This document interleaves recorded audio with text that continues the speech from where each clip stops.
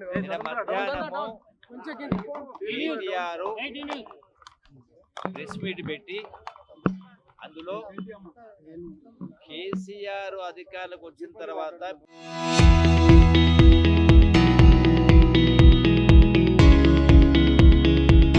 BRS party అధికారులకు వచ్చిన తర్వాత మేము 3,50,000 కోట్లే అప్పు చేసినాము, అంతకంటే ₹1 ఎక్కువ అప్పు చేయలేదు అని చెప్తూ కేసీఆర్ అధికారులు రాకముందుకు 72,000 కోట్ల రూపాయల అప్పు ఉందని కేటీఆర్ చెప్పిండు. అది వాస్తవం. ఏది 72,000 కోట్లది 2014-15 సంవత్సరం అంటే కేసీఆర్ ముఖ్యమంత్రి నాటికి 72,658 కోట్ల రూపాయలు రాష్ట్ర ప్రభుత్వం అప్పు ఉంది. అంటే 64 సంవత్సరాలు 18 మంది ముఖ్యమంత్రి పరిపాలన చేస్తే రాష్ట్రం పైన ఉన్న అప్పు 72,658 కోట్లని కేటీఆర్ స్పష్టంగా ఒప్పుకోవడం జరిగింది.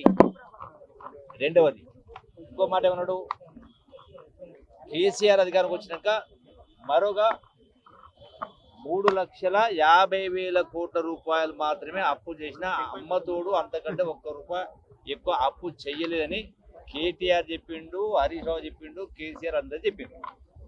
మరి అదే వాస్తవం అయితే ఈ రోజున రాష్ట్ర ప్రభుత్వం అంటే FRBM లోన్ అంటే రాష్ట్ర ప్రభుత్వం ఖజానా నుంచి 3,89,673 కోట్ల రూపాయలు FRBM కింద లోన్ తీసుకున్నారు.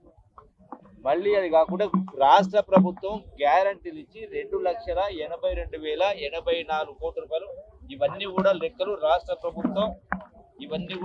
రాష్ట్ర ప్రభుత్వం ఇచ్చినటువంటి ఆర్థిక శాఖ సెక్రటరీ సందీప్ సుల్తానియా గారు ఈ రోజు నాకు ఉదయం పంపించిన లెక్కలు చూసి చెప్తా ఉన్నారు. మరి ఈ రెండు కలిపితే 6,71,000 కోట్ల రూపాయలు. దీంతో పాటుగా పెండింగ్ బిల్లులు 40,000 కోట్ల రూపాయలు. దీంతో పాటుగా ఎంప్లాయీస్ బిల్స్, దీంతో పాటుగా మరొక 80,000 కోట్ల రూపాయలు కరెంటు పైన బకాయిలు, కరెంటు విద్యుత్ సంస్థల పైన. అంటే ఇవన్నీ కలిపి అంటే ఆ 72,000 కోట్లు తీసేస్తే 7,30,000 కోట్ల రూపాయల అప్పు స్పష్టంగా కనపడతా ఉంది.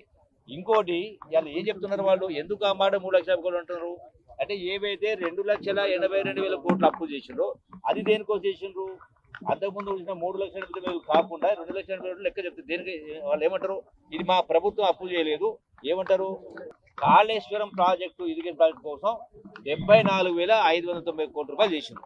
ఈ అప్పు మేము చేయలేదు, కార్పొరేషన్ చేసింది అంటున్నారు. అంటే ఈ అప్పు కార్పొరేషన్ చేస్తే దేనికోసం కట్టింది, కాళేశ్వరం ప్రాజెక్టు కానీ ఇరిగేషన్ కానీ రైతుల కోసం. అంటే ఈ 74,000 కోట్ల రూపాయలు రైతులకి వెళ్ళి వసూలు చేస్తారా, చెప్పాలి కదా. మరి అట్లనే వాటర్ రిసోర్స్ కింద వాటర్ రెడ్డి కింద 14,000 కోట్లు. అంటే మంచినీళ్లు తాగటానికి ఏదైతే మిషన్ బగిట మాట్లాడిందో 14,000 కోట్లు చేసారు. అంటే ఈ 14,000 కోట్లు నీళ్లు తాగుతున్న ప్రజలకి వెళ్ళి వసూలు చేసి కడతారా, చెప్పాలి కదా. అట్లనే తెలంగాణ డ్రింకింగ్ వాటర్ కార్పొరేషన్ 20,200 కోట్లు. అట్లనే హౌసింగ్ కార్పొరేషన్ 6,470 కోట్లు. అంటే ఆ ప్రజల దగ్గర ఎవరికైతే మీరు గతంలో డబుల్ బెడ్రూమ్ ఇస్తే వాళ్ళకి డబ్బులు వసూలు చేస్తారా. అట్లనే టీఎస్ రోడ్ డెవలప్మెంట్ కార్పొరేషన్ 2,951 కోట్లు. అట్లాగే Telangana state civil supplies corporation పేరు మీద 56,000 కోట్ల రూపాయలు. సదరన్ పవర్ కార్పొరేషన్ 17,000 కోట్ల రూపాయలు. నార్దర్న్ పవర్ కార్పొరేషన్ 12,000 కోట్ల రూపాయలు. అంటే ఈ రకంగా మరి అప్పులు చేసి ఈ అప్పులు ప్రభుత్వమే కట్టింది కదా. కేసీఆర్ ముఖ్యమంత్రి ఉన్నప్పుడు కూడా ఈ అప్పులకు వడ్డీలు ప్రభుత్వమే కట్టింది కదా. మరి మీరు అప్పు చేయకపోతే మీరు బ్యాంకులకు వడ్డీ ఎందుకు చెల్లించారు, మీరు ఉన్నటువంటి పీరియడ్లో మీరు బ్యాంకులకు ఎందుకు ఇన్స్టాల్మెంట్ కట్టినరు, ఎందుకు బుకాయిస్తా ఉన్నారు ఇట్లా. నేను ఇప్పుడు కూడా చెప్తున్నా, ఇదేం అంతం కాదు కదా. నేను అన్న మాటకు నేను కట్టుబడి ఉన్నా. మరి ఏ దేవాలయానికి వస్తారు నేను చెప్పిన, ఇప్పుడు ఏం అయిపోలే కదా.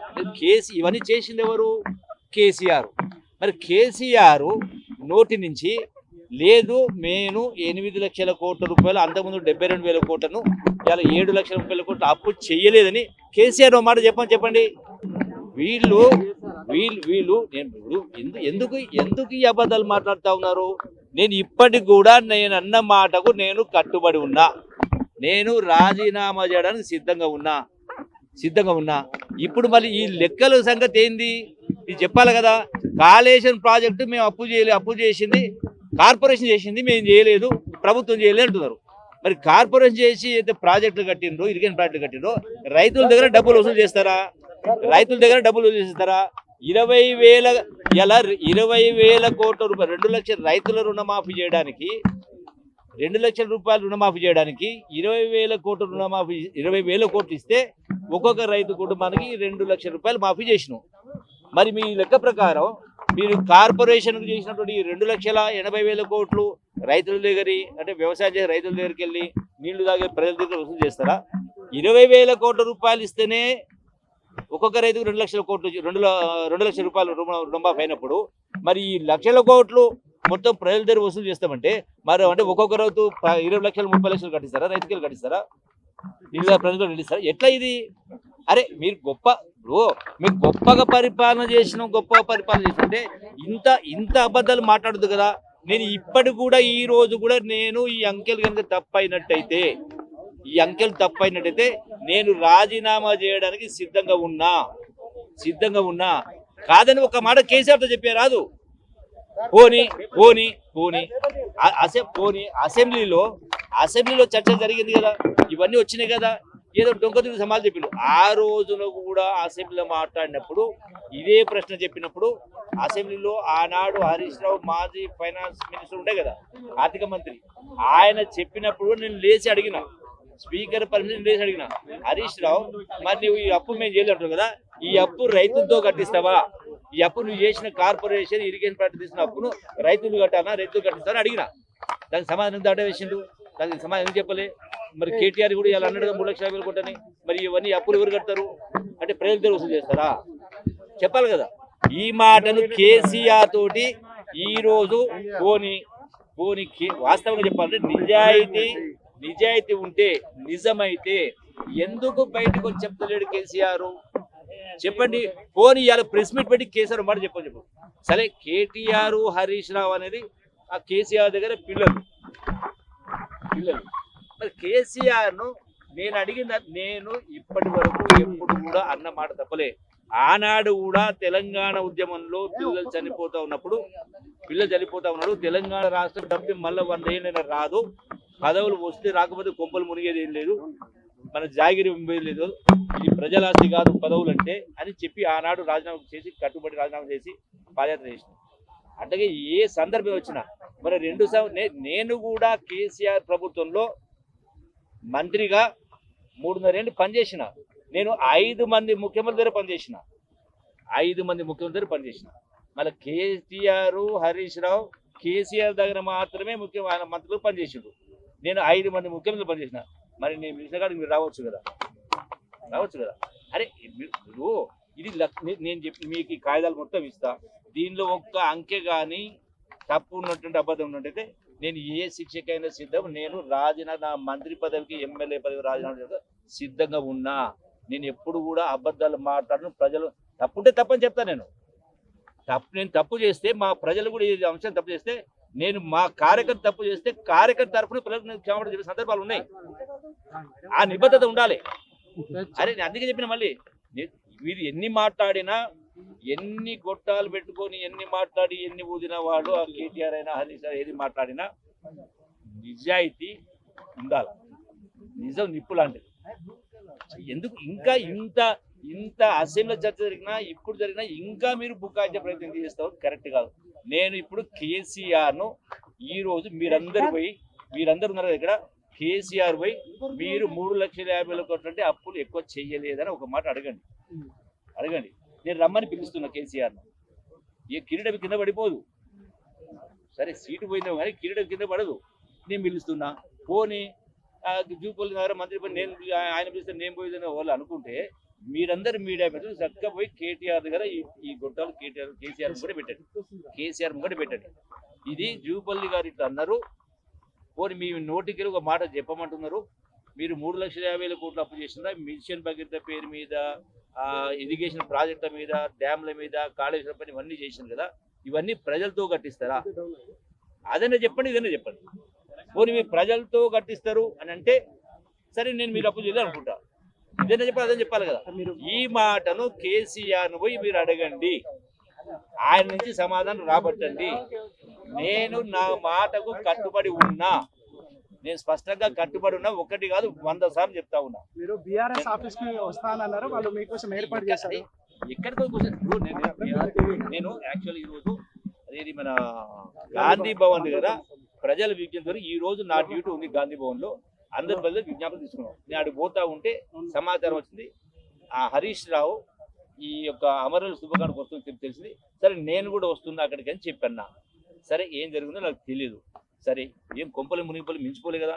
ఇప్పుడు చెప్పండి అంటున్నా, మీరు అంటే కేటీఆర్ హరీష్ రావు వాళ్ళ మేనమావ గారి దగ్గరికి వెళ్ళి, కేటీఆర్ వాళ్ళ తండ్రి గారి దగ్గరికి వెళ్ళి మీరందరూ మైకులు ఉండి పోనీ ఇక్కడ కాకపోతే నా ముంగట మాట్లాడాలంటే నిజం బయటపడుతుంది, బండారం బయటపడుతుంది, ప్రజల ముందు పరిస్థితి అనుకుంటే మీ నాయనగారితో ప్రశ్నలు చెప్పండి, పోనీ కేసీఆర్ గారితో ప్రశ్నలు చెప్పండి. మేము 3,50,000 కోట్ల అప్పు. అరే ఇంత అప్పుకు ఈ రోజున నెలకు సుమారుగా సబ్జెక్టు కరెక్షన్ సుమారుగా 6,000 కోట్ల రూపాయలు. దీన్ని దాపరికి వెళ్ళలేదు. ఈ 8 లక్షల కోట్ల అప్పుకు బ్యాంకు వడ్డీ గత ప్రభుత్వాలు 7%, 8%, 9% రిజర్వ్ అప్పు తెచ్చుకునేది. అంటే సంవత్సరానికి, అంటే నెలకు 70 పైసలు పడేది. పోనీ 10% లెక్కేస్తే 8 లక్షల కోట్లకు 8 లక్షల కోట్లకు ఎంత వడ్డీ అవుతుంది? 80,000 కోట్లు అవుతుంది. పోనీ 7% పెట్టి 8% పెట్టుకోండి, 8% చొప్పున 8 లక్షలకు 8 64 కోట్లు అవుతుంది. 64 కోట్లు 64 కోట్లకు 12 నెలలకు భాగిస్తే ఎంత వస్తుంది? 6,000 కోట్లు అవుతుంది కదా, 72 సుమారుగా. అంటే సుమారుగా 6,000 కోట్ల నెలకు వడ్డీ కడతాం. నెలకు 6,000 కోట్లు కూడా వడ్డీ కడతా ఉన్నామంటే సంవత్సరానికి సుమారుగా 70,000 కోట్లు వడ్డీ కడతాం. మరి ఆ వడ్డీ కట్టిన లెక్క కూడా ఉంది. ఈ మధ్య కాలంలో వడ్డీ కట్టినటువంటిది సుమారుగా 1,80,000 కోట్ల రూపాయలు వడ్డీ కూడా చెల్లించడం జరిగింది. ఇది కాదని చెప్పండి. ఇది మొత్తం మీకు అందరికి వాట్సాప్ షేర్ చేస్తా. సందీప్ సుల్తానియా గారు, సెక్రటరీ గారు, ఫైనాన్స్ సెక్రటరీ, ఆర్థిక శాఖ మంత్రులు పంపిన లెక్కను మీ అందరికి వాట్సాప్ షేర్ చేస్తా. ఇది నిజమా అవ్వదో ఇవి కేసీఆర్ కు కలిసి చూపించి మీరు ఆడ ఇక్కడ దాకా వచ్చింది కదా, ఇక్కడ సరే కేసీఆర్ గారు ఫామ్ హౌస్ ఉన్నారా, బంజారాస్ ఉన్నారా, జూబ్లీస్ ఉన్నారా, ఎక్కడ తెలియదు. ఏడ ఉంటే ఆడికి మేము మీకు బండ్లు ఏర్పాటు చేస్తాం. మా ప్రభుత్వం తరఫున మీ అందరి విలేకరులకు అరే అంశం అది కాదు కదా. అడ్డుకున్నారప్పుడు పోలీసులు లా అండ్ ఆర్డర్ ప్రభుత్వం దగ్గర చేసి తెలియదు నాకు. నేను ఏమంటా ఉన్నప్పుడు పోనీ వీడికి వచ్చి అడుగున్నారు కదా, కేసీఆర్ దగ్గర పోతే అడుకోరు కదా, కేసీఆర్ దగ్గర మిమ్మల్ని కూడా అడుకోరు కదా, మిమ్మల్ని కూడా పోలీసు అడుగు, కేసీఆర్ అడుకోరు. కేసీఆర్ తోటి చెప్పిండంటే ఒక మాట, నా మాట అబద్ధమైతే ఒక మాట కేసీఆర్ జూపల్లి చెప్పింది తప్పు, నా కొడుకు చెప్పిందే కరెక్టు, ఈ తప్పు లేదు, ఒక మాట చెప్పండి. అందుకే నేను అన్న మొదటి కూడా తెలంగాణ రాష్ట్రం ఏ నిబద్ధతతోటి, ఏ విలువలతోటి ఎట్లయితే త్యాగాల ద్వారా వచ్చిందో, అంటే ఒక పవిత్ర ఉద్యమం, ఆ పవిత్ర ఉద్యమం ద్వారా వచ్చిన తెలంగాణకు వందలాది మంది బిడ్డల ప్రాణత్యాగం ద్వారా సోనియా గాంధీ గారి పెద్ద మనం చేసుకుని రాజకీయంగా నష్టం జరుగుతుంది తెలిసి కూడా తెలంగాణ రాష్ట్రం ఇచ్చింది. అదే గతంలో బీజేపీ ప్రభుత్వం ఇవ్వలే. ఇచ్చినప్పుడు మరి అదే నిబద్ధతతోటి, అదే యొక్క ఒక ఆలోచన విధానంతో, అదే నిజాయితీతోటి, అదే పవిత్రతోటి పరిపాలన జరగలేదు. పూర్తిగా అంటే దానికి భిన్నంగా బాధ్యత రాహిత్యంగా తనది కేసీఆర్ చాలాసార్లు అన్నాడు, తనది కాకపోతే గోదావరి దాకా దేకరని. ఎందుకంటే అడ్డ సొమ్ము అంటే అడ్డగోలుగా మీరు రకరకాల ప్రజాస్వామ్యాన్ని పాతరేసి అవినీతి ఆకాశానికి మళ్ళీ కూడా చెప్తున్నా, ఇలా అంబేద్కర్ విగ్రహము 120 అడుగుల అంబేద్కర్ విగ్రహం పెట్టారు. ఎందుకంటే విగ్రహాలు ఎందుకు పెట్టారు అంటే మహానుభావులు అంబేద్కర్ రాసినటువంటి ఆ రాజ్యాంగాల్లో 3వ సవరణ కనుక అంబేద్కర్ ఆ యొక్క క్లాజు రాజ్యాంగంలో పెట్టి తెలంగాణ రాష్ట్రం వచ్చేది కాదు. మరి ఆనాడు కేసీఆర్ చెప్పిండు కదా, అంటే మరి అంబేద్కర్ ఆలోచన విధానం ప్రకారం అన్నారు. మరి అంబేద్కర్ ఎన్ని కేసీఆర్ పీరియడ్ 10 జన్మదిన వేడుకలు జరిగింది.